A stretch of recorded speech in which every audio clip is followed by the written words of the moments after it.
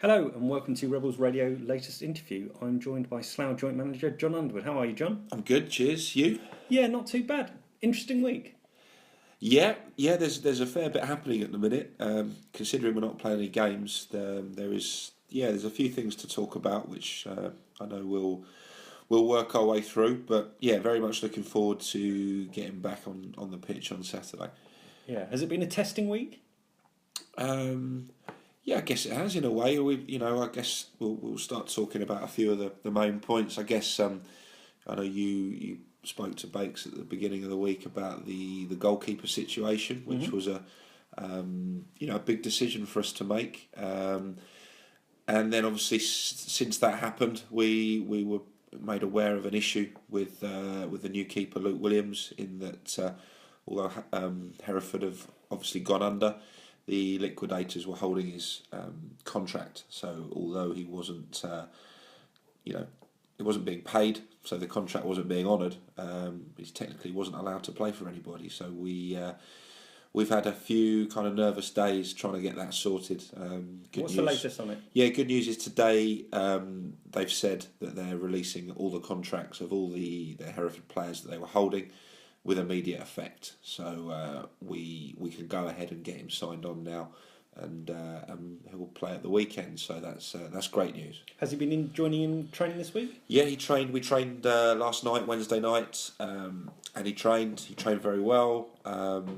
So yeah, we're very pleased with him. It would have been a real shame if he couldn't have played at the weekend for him, and obviously for us, we had a few other irons in the fire, but they would have been keepers that we were bringing in who hadn't met the players before and who we didn't know that well, just on kind of recommendations. So delighted. You don't want to go into playing top of the league side with an unknown keeper. So no, very pleased. As I say, he trained well last night, and he's looking forward to Saturday. How was training? What was the intensity like? And obviously the boys are frustrated, no game time for many of them. Yeah, no, it was good. And the last 2 Wednesdays we've had long sessions up at as a 4G artificial pitch up at Hayes and Yedding. It's their training ground.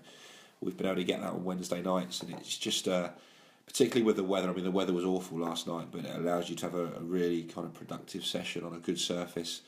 So that's the way we're going at the minute, and yeah, we're getting some really, the 2 sessions we've had on it have been very good quality, and very intense, and the boys have got lots out of them, so we're pleased. Any updates on any of the injury news? Obviously there's a few players carrying knocks. We heard that Searsy picked up a knock at the end of training. I think it was Saturday. Obviously Clergy's there or thereabouts. So what's the latest injury situation? Yeah, unfortunately Searsy went over on his ankle in the last minute of the training session last Saturday.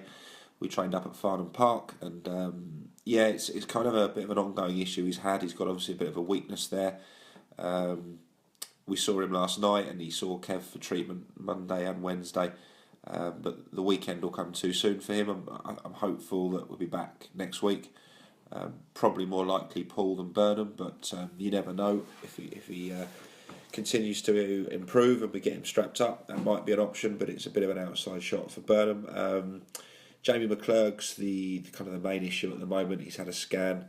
The initial results of that scan he's had, and they weren't particularly good. Won't go into detail because we are waiting for a kind of a further opinion and a sit down with a specialist. So, which I think he's actually having at some point today. It's possible that he may be done for the season. Unfortunately, it may not be an operation, but it may be a period of rehab and recovery. It's a ligament injury, so at the moment, unfortunately, we're having to kind of rule him out of our plans, which is disappointing. Any other news? Any other knocks or niggles that will affect the squad for Saturday? No. Eddie obviously was one recently, had a bit of a hamstring issue, but he's trained 3 times since that now. Wednesday, Saturday, Wednesday. So no, Eddie's absolutely fine. No other knocks. Fowler just felt his hamstring at the end of training last night, which is to be expected. I've had that injury myself, the cruciate injury, and they take away from your hamstring muscle, and that leaves you with a bit of a weakness, and it's a pretty common thing. It was just nothing major, but it will probably mean he can't play this weekend, which he was hoping to do. It might just set him back a week or so, but a week to 10 days, but nothing dramatic. But it's just typical of that type of injury. Any other players out getting game time? No, we've done that a little bit recently when our games have been off, but no, we not carrying a huge squad, so we need everybody, kind of all hands to the pump. We'll have a 15-man squad on Saturday. Yeah, a couple of debutants in there with the keeper and also Adam Martin coming back into Slough, coming to make his debut. Obviously he was the only one that was happy last weekend that he wasn't missing another game for us, and Cambridge played, which meant his suspension was done. So yeah, he's trained with us 4 times I think now, Adam, so he's well settled into the squad. Obviously with the issues with Searsey and Clergy, it's made it very straightforward really. He's going to come straight into the side on Saturday, and we're looking forward to seeing him back in a Slough shirt. Any other squad news at all? Yes, there is a very kind of last minute kind of news. So we had an approach from St Ives in the Southern Central for Luke Knight. We've spoken with Knighty. It's a lot more local for him. Clearly it's a step down in terms of the league, but he's been a bit frustrated. He's been playing regularly, but he's been playing not in his most natural position. We've ended up playing him left side of a 4 in midfield, just to kind of make us that little bit more compact and strong recently, and it's worked. He's done a great job for the team, but I think he sees his opportunities in central midfield limited, and that's his favoured position. And he obviously knows we've got other players coming back, like Searsey will come back, and Clergy at some point, and I think I do know he's made that decision to go, so we haven't held that one up. I think once he's made that decision, I think we allow him to go, and with our best wishes. Knighties was one of our main signings in the summer. He was one that we identified towards the end of last season. Hasn't quite happened for him to the level that we hoped it would. He feels the same. It's just not quite happened for him.